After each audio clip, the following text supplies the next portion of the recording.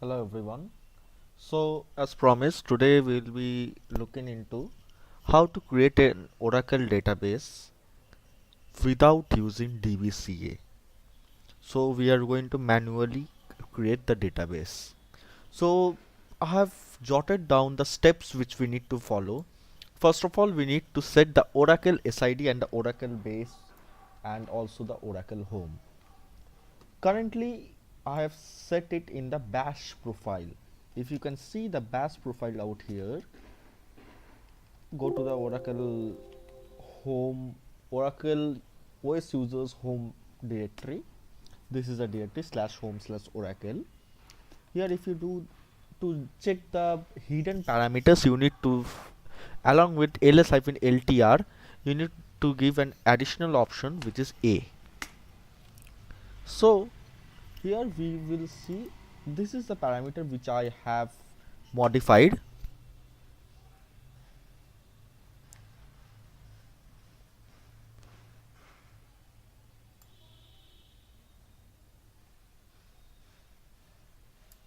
Sorry, that's what I was I just saw bash history, but this is the one which I have modified, bash profile. The Oracle base I have set as U01 app Oracle home, then export Oracle home. Oracle, we will be keeping the database name as DG1.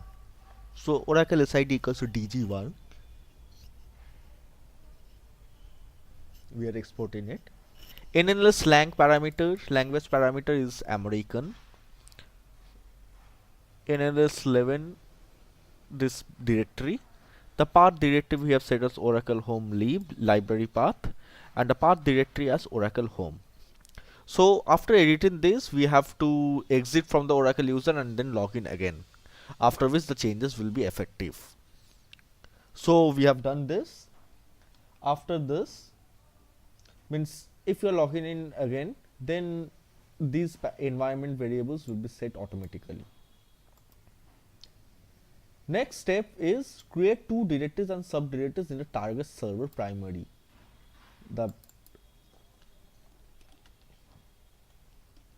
Our server name is primary. Then create minimal init.ora, the password file.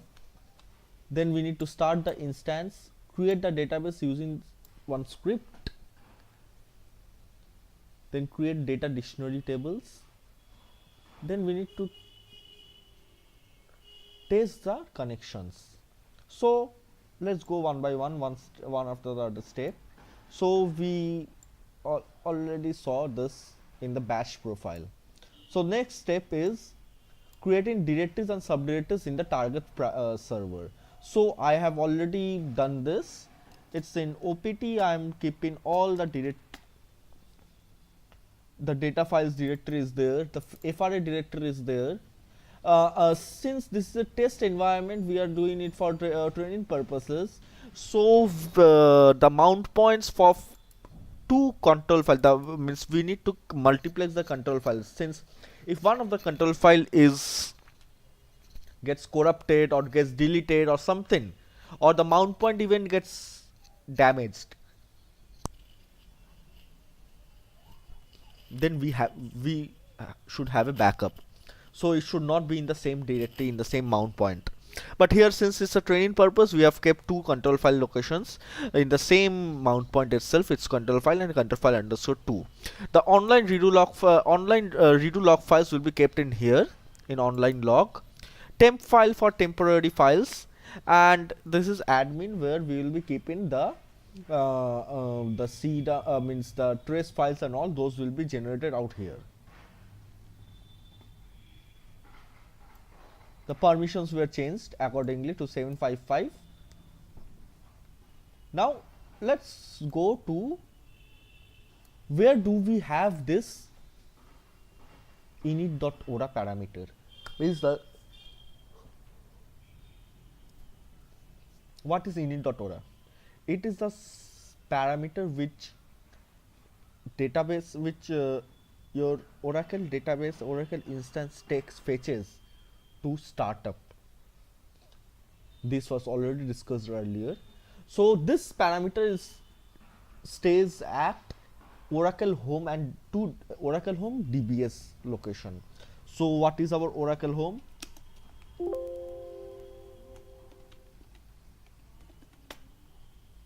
So this is the Oracle home. Then let's see whether the DBS is there or not, directory, and is there. And here we have created the file.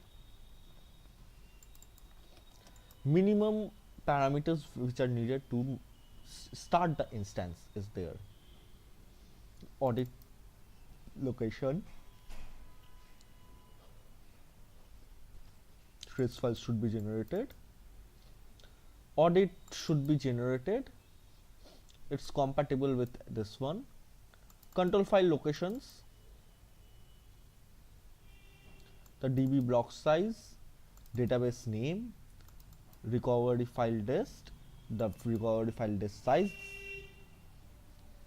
diagnostic dist, local listener, log archive format, memory target, open curses, processes, how many processes can log into the database at an instance, the remote login password file should be exclusive, undo table space size, undo table space.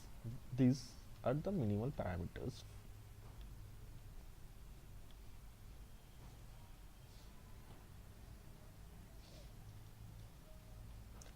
So we have this.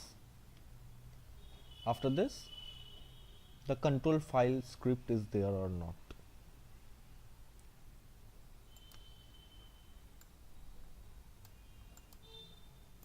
And so the control file script is also present. After which, whether this thing is there or not. The password file, we need to create the password file. So this is created. So where is it created? It is created in here.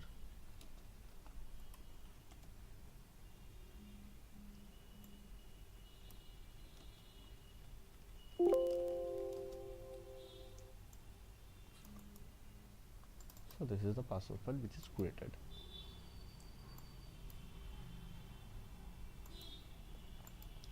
So let's take a backup of init.org. Let's go by the document, what it says. Take a backup of this.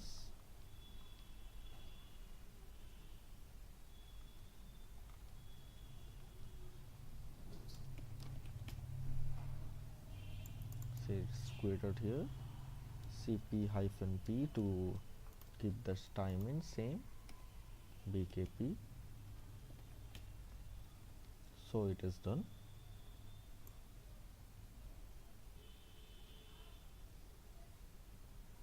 Now let's start up the instance. SQL plus SSDB is the command.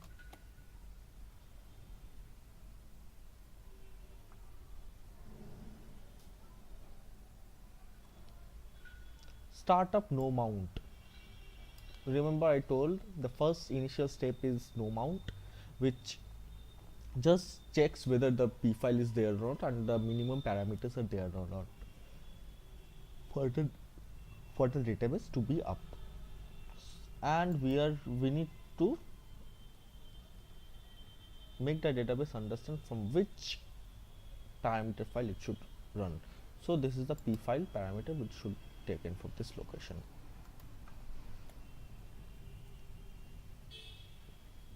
Let's see whether the instance starts or not. So it's taking some time. So the memory target is not supported.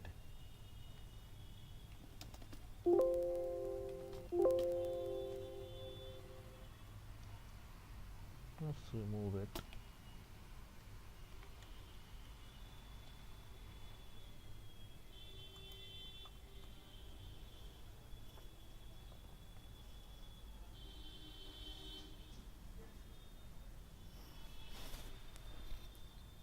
So currently we have the instance started. Let's make a file and run this, so that will be better. Here what do we have? We don't need this command. Startup no one, since already it's in mount state. Select open mode from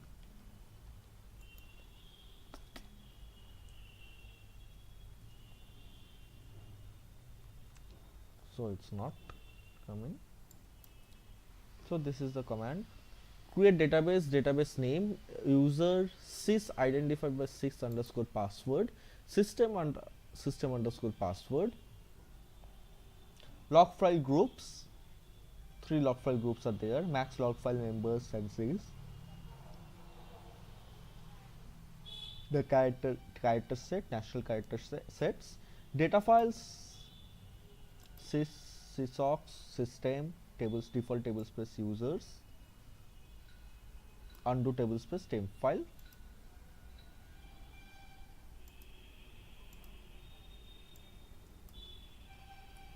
So where are we right now?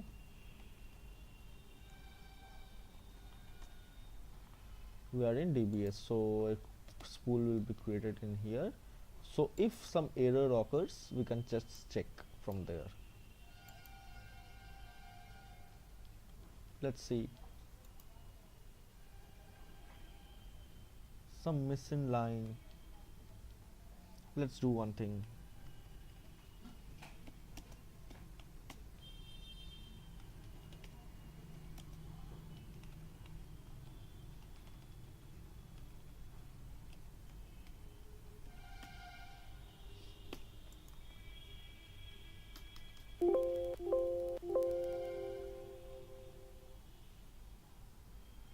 So let's just check what would be the issue.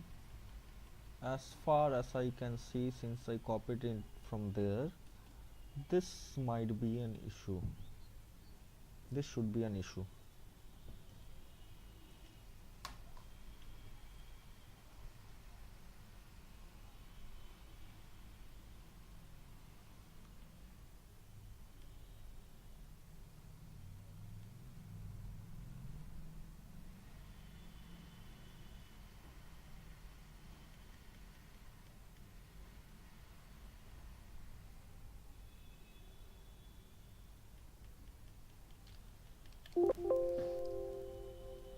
So let's check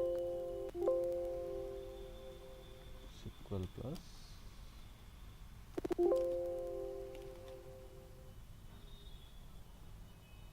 Let's remove it.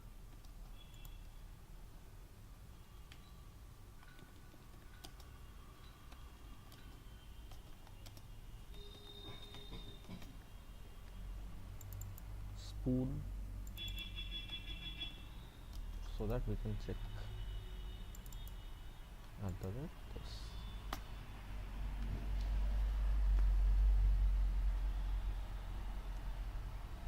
I hope it creates without any further issues. This will take some time. I'm pausing the video till then. So congrats, we have the database created. So let's go by the next step.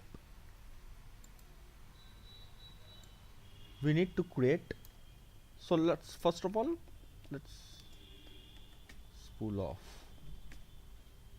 Let's see if we have anything created right here. Nothing. So the next step should be creating the data dictionary tables. At first we will be running the catalog.sql, which will create the data dictionary tables.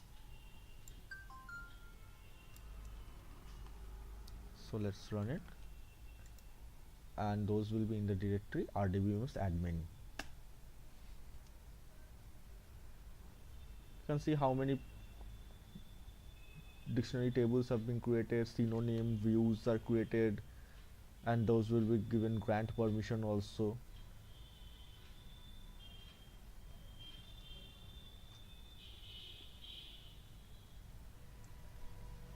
Once this is done, we will go with cat proc. It should be proc, I believe, not pt rock. It's a mistake. Procedures and functions for data dictionary tables will be created in here.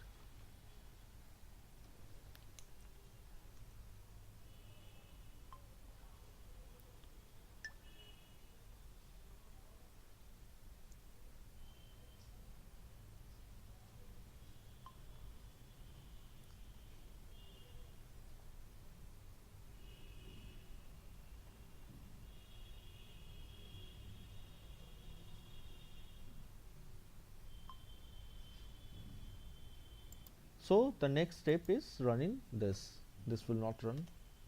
See,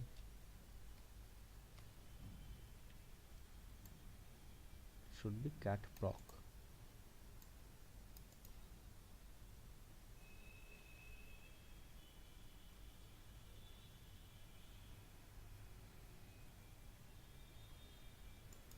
Let's increase this. Windows 18, I believe it's increased. Yeah, it is already increased. Never mind of the errors which are taking place.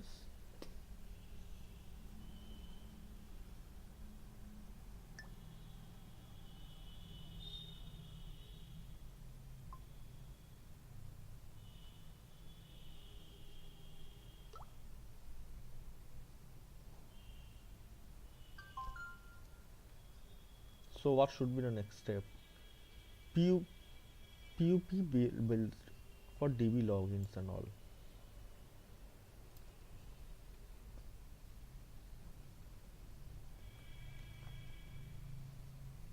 Remember, till now we didn't create the listener.ora file, neither we created the tns names.ora. Those files are necessary for an external user to connect to the database.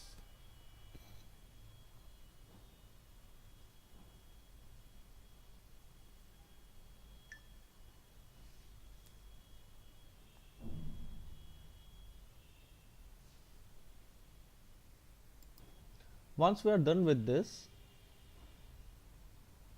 we will proceed with data guard creation, because I'm not going with rman currently, because if we go with data guard creation, one of the steps in rman will be completed on its own, which is duplicate target database or cloning database. That part will be covered in data guard itself. So we'll be going ahead with data guard. Also, I will give an overview of rman and data guard before we proceed with practical scenarios. But those will be just the basic part, and for more information you need to dig out with Oracle support itself or Oracle base, or you can also comment me on my channel so that if you have any doubts I can clear it. So we are done with this, so we need to run the next command, which is pp. So this script is also run. Right now we need to set up the listener and TNS parameters.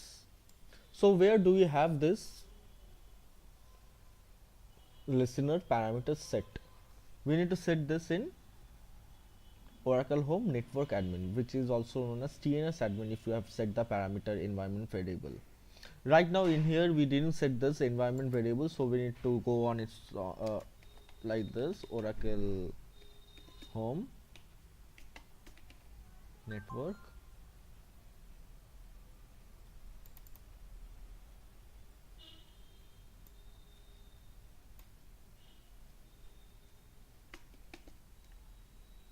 then admin.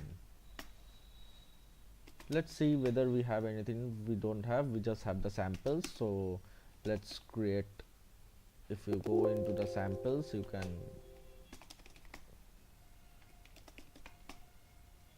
see how it is.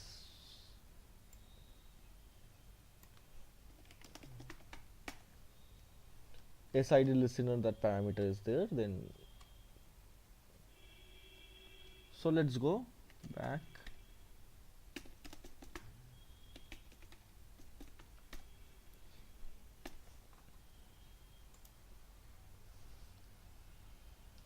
Let's take this.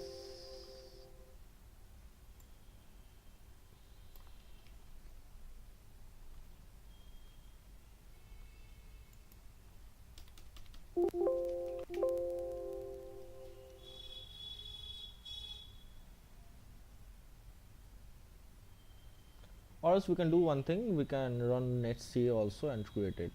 Let's see how we create it through netca.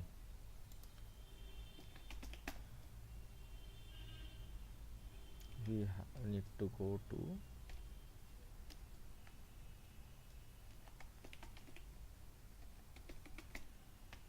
pwd. So Oracle Home is not set in here actually, that's why we are facing this issue. Close terminal. Let's create one more terminal.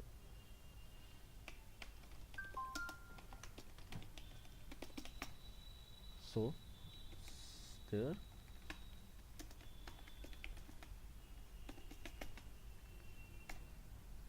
I'm very much sorry, it should be in Oracle Home, Oracle base.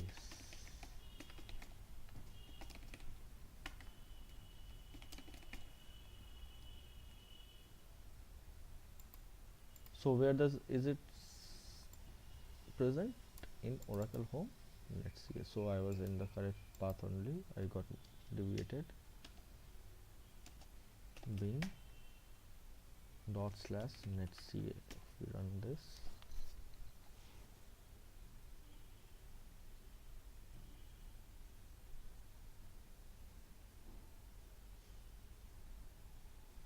so again we are facing the same issue.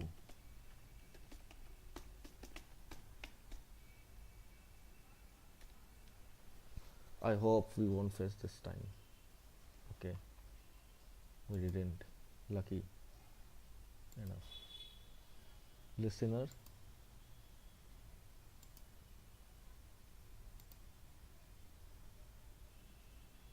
no, that's it, it's done.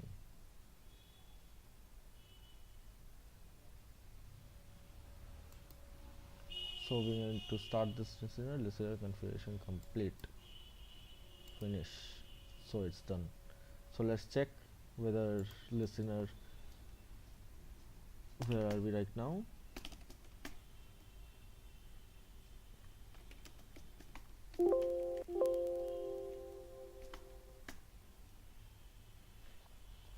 So listener is running right now.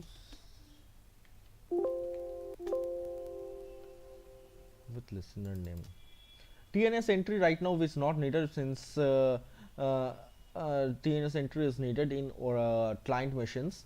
So TNS entry will be needed once we install another VM to set up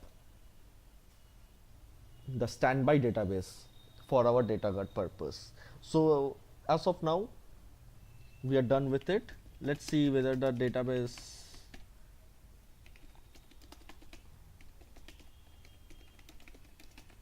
is in read write mode. I didn't check it. Okay, it's in read write mode. So let's check the parameter trace files.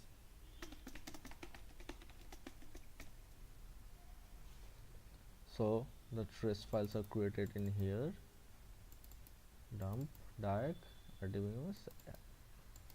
So in here it has been created. So I believe everything is clear right now for you. If at all you have any doubts, please feel free, please don't hesitate and feel free to knock me and leave me a comment. Thank you. Bye.